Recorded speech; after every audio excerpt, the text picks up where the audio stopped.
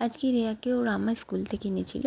আসলে দুদিন ধরে এত বেশি জল পাচ্ছিলাম, তো সেই জন্য মামনিকে বলেছিলাম যে আমি বাথরুম দুটোকে আজকে ভালো করে পরিষ্কার করে নেবো, আর অনেক কাচাকুচি জমে আছে সেগুলোকেও কেচে নেব।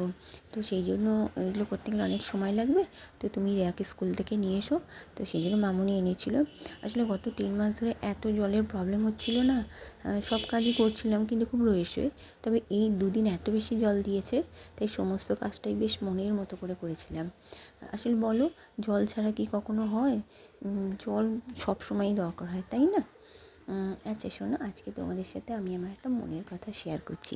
জানো তো, আমার একটা পার্লার ছিল, তো সেটা লকডাউনে বন্ধ হয়ে যায়। তো পার্লারটা বেশি দিন হয়নি, 6-7 মাস হয়েছিল। কিন্তু লকডাউন উঠে যাওয়ার পরে আমি আর সেটাকে চালু করিনি। তার জন্য অনেক কারণ ছিল। তো তখন আমি বাড়ি বাড়ি মানে ডোর টু ডোর গিয়ে আমি সার্ভিসগুলো করতাম। অনেকেও আমার বাড়িতে আসতো। কিন্তু যখন থেকে আমি কনসেপ্ট করি না, তো তখন থেকে আমার এই কাজটা সম্পূর্ণ বন্ধ হয়ে যায়, কারণ আমি তো ডোর টু ডোর যেতে পারতাম না। তো অনেকেই তখন আমার বাড়ি আসতো, এখনও আসে, কিন্তু সেইভাবে আর কাজটা আমার হয় না। তো সেই জন্য আমার কোনো আফসোস নেই, কারণ তখন জীবনটা একরকম ছিল, এখন জীবনটা আর এক রকম। এখন আমি রেয়াকে পেয়েছি, রেয়ার মা ডাক পেয়েছি, একটা সুন্দর সংসার পেয়েছি। তো এটাকে নিয়ে আমি খুব খুশি, খুব সুখী। তো আমার ইচ্ছা আছে ভবিষ্যতে রেয়া বড় হলে আমি এই সার্ভিসটাকে আবার চালু করব। ভগবান যদি ঠিকঠাক দিন দেয়, আমার ইচ্ছাটাকে আমি অবশ্যই পূরণ করব। ইচ্ছা তো অনেক কিছুই আছে, দেখা যাক কতটা কী করা যায়। তো যদি ভবিষ্যতে কখনো আমার ইচ্ছা পূরণ করতে পারি, নিশ্চয়ই তোমাদের সাথে শেয়ার করব। হ্যাঁ, রিয়া এখন অনেকটাই ছোট, তো রিয়ার সব কাজটাই আমাকে করে দিতে হয়।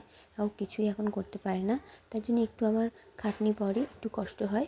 তবে আমি জানি এই কষ্ট একদিন কেটে যাবে, কারণ সব মাকেই এই কষ্টের জীবনটা, মানে এই জীবনটা সবার লাইফে আসে। ছেলে মেয়ে বড়ো হওয়ার সাথে সাথে সব কেটে যায়, তো আমারও সেরকমই হবে। আর একটা জিনিস জানো তো, আমি কাজ করতে খুব ভালোবাসি, নিজেকে কিছু না কিছুর মধ্যে ইনভলভ রাখতে ভালোবাসি, অকারণে সময় নষ্ট করতে ভালোবাসি না। সেই জন্য আমি সবসময় কিছু না কিছু করি, কখনো ঘর গোছাই, কখনো এটা করছি, কখনো ওটা করছি, আমার ভালো লাগে। তো আমার এখন দুটো ইচ্ছা।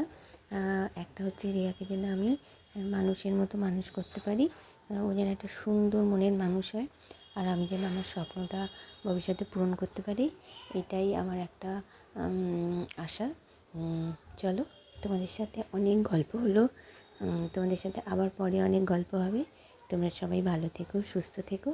টাটা।